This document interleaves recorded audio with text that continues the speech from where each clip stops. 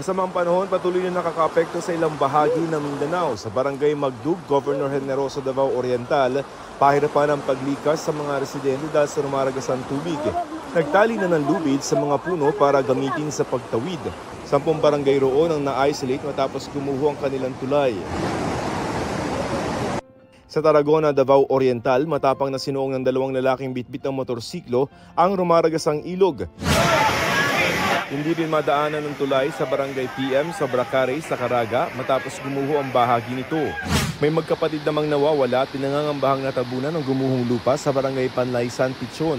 Sa buong Davao Oriental, mahigit 600 pamilya ang apektado ng mga baha.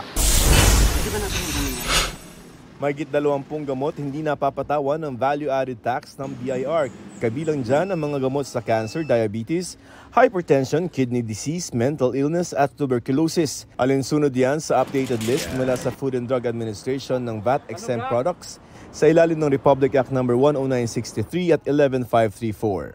Joseph Morong nagbabalita para sa GMA Integrated News. Huwag magpahuli sa mga balitang dapat ninyong malaman.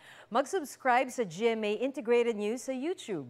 Sa mga kapuso abroad, subaybayan nyo kami sa GMA Pinoy TV at sa www.gmanews.tv.